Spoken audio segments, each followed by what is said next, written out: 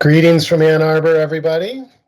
My name is Chris Mueller. I'm a professor at the University of Michigan's Ross School of Business, and I'm here with an invitation to this community of innovators to help identify solutions to pain points that minority-owned business owners are experiencing related to their point-of-sale systems. I teach a capstone consulting course for BBAs, seniors, right before they graduate.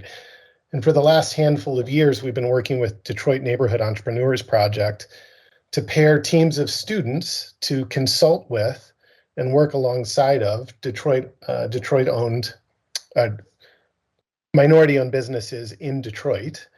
And along the way, what we've recognized is that point-of-sale systems are a gateway to data-driven decision-making. And it's a gateway that we often get tripped up over, because what we're observing is that small business owners commonly rely on free versions of software. And when it comes to point of sale systems, they commonly will have one point of sale system to manage their retail business and a different point of sale system to manage their e-commerce business. And what that means is those two systems don't talk to each other. So when they're switching between these, they'll lose their data, and they'll lose the data that would help them make more stronger decisions.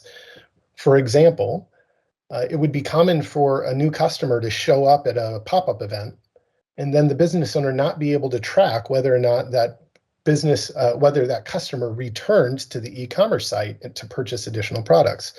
So it's impossible to be able to determine what the lifetime value of a customer might look like and how that would inform strategies moving forward for growth, or whether marketing efforts are actually producing results and resulting in new customers, let alone things like profit margins for specific products and the type of data that would be needed to be able to make those kinds of decisions.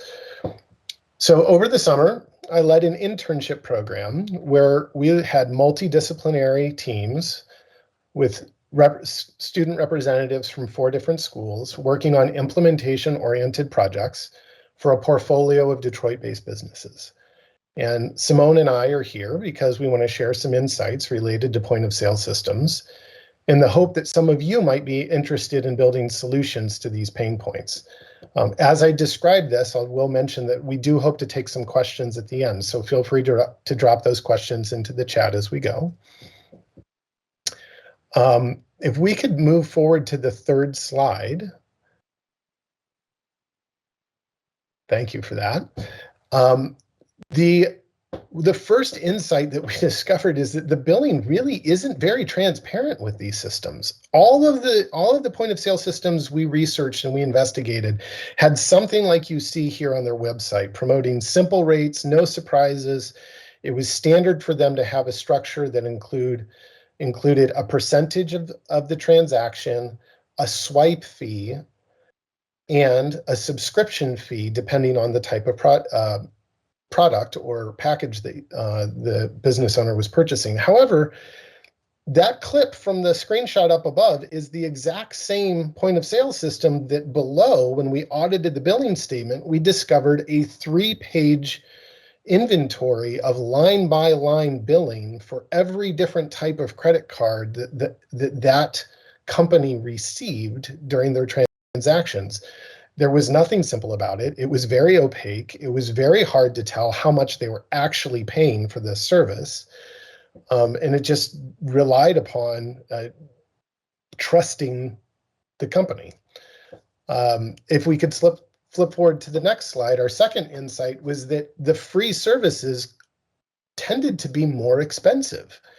And that's because within this structure of a subscription fee, a transaction fee, and the per swipe fee, the lower the subscription fee was, in many cases, the higher the transaction fee was. And so if a business was a low volume, low revenue business, then it made sense to use one of the free options.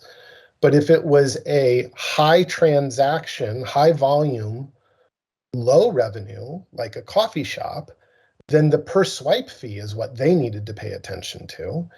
And if it was a high revenue, low transaction, like perhaps a clothing retailer, then the transaction fee was the most important number. In several cases, we were able to encourage business owners to actually upgrade their service and receive more services and actually lower their monthly bill in the process.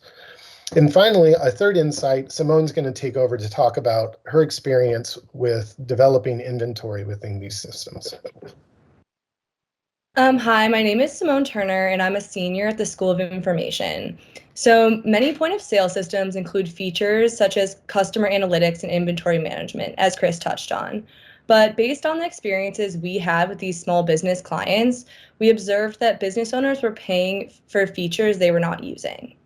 So one example of this is with the Clover point of sale system. There is an extensive inventory management system built into that Clover system, but many of our clients were not managing their inventory in that system. Instead, they were using a manual Excel spreadsheet.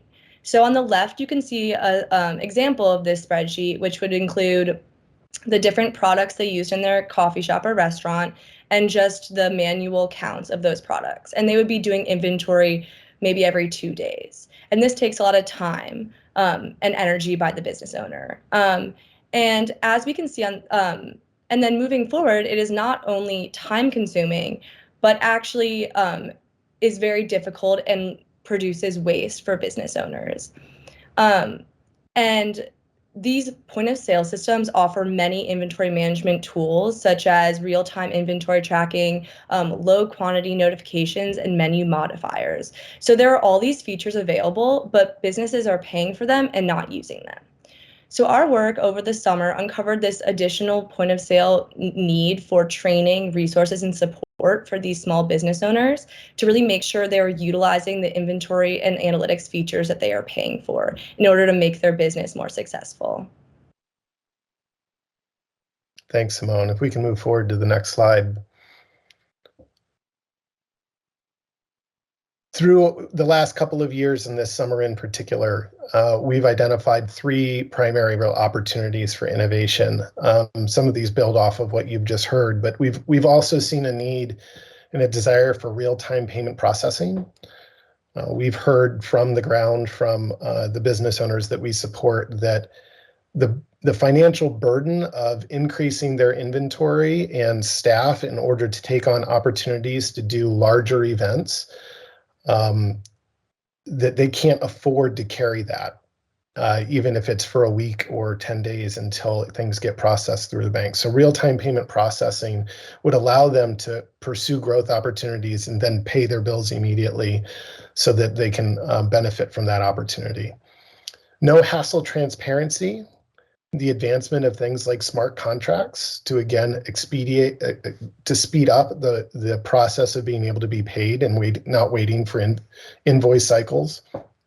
And finally, as Simone just described, integration of inventory management with sales in order to save time. That this is currently a pretty cumbersome and time-consuming practice for business owners, and that the technology that is available tends to be kind of piecemealed and pieced together instead of something that could be a comprehensive solution.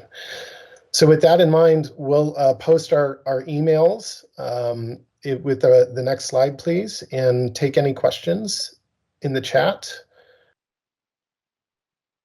in the time that we have remaining. Thank you for the opportunity to come and share these insights with you.